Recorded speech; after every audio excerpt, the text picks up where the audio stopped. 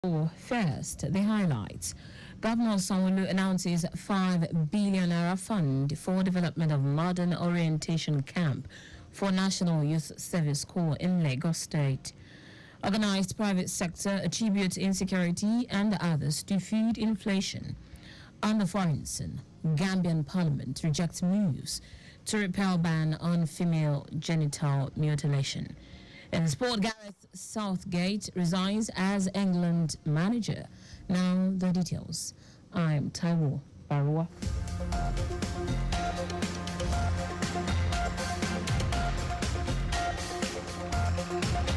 Lagos State Governor Babajide Sanwo-Olu has announced the commitment of a sum of 5 billion naira to kickstart the development of a new and modern permanent National Youth Service Corps NYSC orientation camp in the state.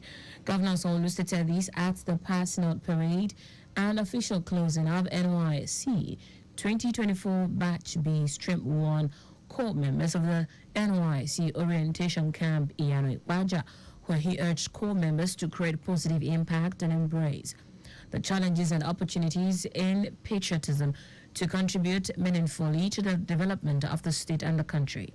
The governor also donated a sum of 100 million naira to NYSC members of staff and supporting agencies, while 4,254 Corps members in the 2024 Batch B Stream 1 will get 100,000 naira each. Governor Sanwo-Olu, who donated a 32-seater bus for the use of Corps members in Lagos State, promised automatic employment for the first 100 outstanding Corps members at the expiration of the service year. Lagos will give you that enablement that you require for you to succeed going forward. I want to say to you that Lagos no dey carry last. Lagos is not just a showpiece. It's a land of opportunity that is boundless, that is limitless. And you have all the rights and all the privileges to go out there and take it up and work with it and run with it, because you never know what life will throw at you. Earlier, NYSC coordinator Lagos State Yetunde Baruwa congratulated the Corps members sworn in 3 weeks ago for orientation for successfully participating and conducting the program as they are ready to go into the world after a robust training for the goals and objectives of the national service and social activities, skills acquisition, paramilitary training, teamwork, collaborations, among others. Baruwa also appealed to the state government to expedite action on the construction of new and modern orientation camp for Corps members in the state. And objectives of the national service are realized in the states, they are immense. Therefore, let this serve as a motivation to others to serve the nation diligently, bearing in mind the words of the oath of allegiance which admitted you into the service for the fatherland. As we do not have any other place to call our own, we must strive to make Nigeria a better place to be. Our correspondent Adela Kindele reports that highlight of the event was the inspection of the Guard of Honor by Governor Sanwo-Olu, clad in the full NYSC outfit, and a march past by guards on parade consisting 36 Corps members. In a bid to promote health and wellness among staff and students, the Lagos State Education District 6 has launched its monthly Walk for Fitness initiative for staff. Speaking at the inaugural event, Tutor General and Permanent Secretary of the district, Sharifa Yusuf, said the program is aimed at encouraging a culture of physical activity and stress-free living. She emphasized the importance of prioritizing health and wellness, urging staff members to take care of themselves to better serve their student, community, and the state. While announcing that Walk for Fitness will now be a monthly affair in line with the state civil service practice, Yusuf also suggested introducing the program to students during morning assemblies to promote a holistic approach to health and wellness. Senior Special Assistant to the President on Student Engagement, Sunday Ashifon, has solicited robust Medicare for students who sustained varying degrees of injuries during the school collapse in Jos Plateau State. Asifo, during a solidarity visit, remembered those who lost their lives in the highly devastating school collapse, describing their sudden departure as saddening and mournful. He visited the survivors where they were receiving treatment at the Plateau Specialist Hospital, Jos, Bingham University Teaching Hospital, and Our Lady of Apostle Hospital. Asifo also engaged the chief medical directors of the hospitals, appealing to the staff of the medical facilities to put their best professional skills and rescue those who sustained severe injuries in order not to increase the death tally. Kano State House of Assembly has passed a bill into law for the establishment of second-class emirates in the state. The House took the first reading of the bill before embarking on recess. After the second and third reading of the bill, the Deputy Speaker, Mohammed Butu moved for its adoption and passage during its plenary presided over by the Speaker, Jibril Fagore.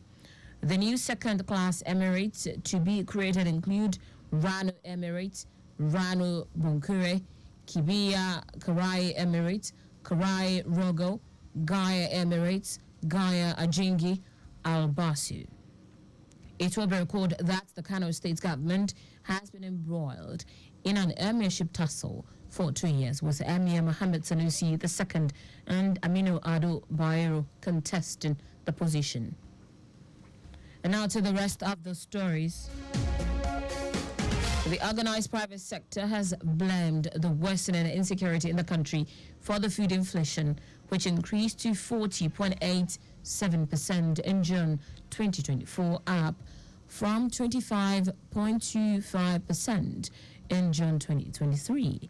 And this is after data released by the National Bureau of Statistics on Monday showed that the rise in food inflation in June 2024 represented a 15.62% increase year on year and a 2.55% rise month on month. National President of the Nigerian Association of Chambers of Commerce, Industry, Mines and Agriculture, Dele Oye, listed other causes to include supply chain disruptions, exchange rate volatility, climate change, and monetary policies. Speaking on the adverse effects of climate change, Oye asserted that adverse weather conditions, including irregular rainfall patterns and flooding, have also negatively impacted crop yields. The organized labor unions in Ogun State have threatened industrial action over the failure of the government to remit over 40 billion naira contributory pensions deducted from the workers' salaries in the first 15 years.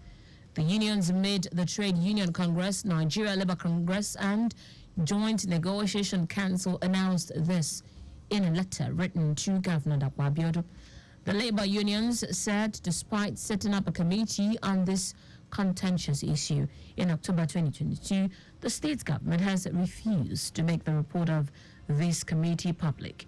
They claimed that they were forced to write the letter to the governor because less than a year to July 1, 2024, which is the effective date for the contributory pension scheme, according to the 2013 State Pension Reform Law, amended in 2008, there is nothing on grounds to justify the sincerity of the government towards implementing of this pension scheme.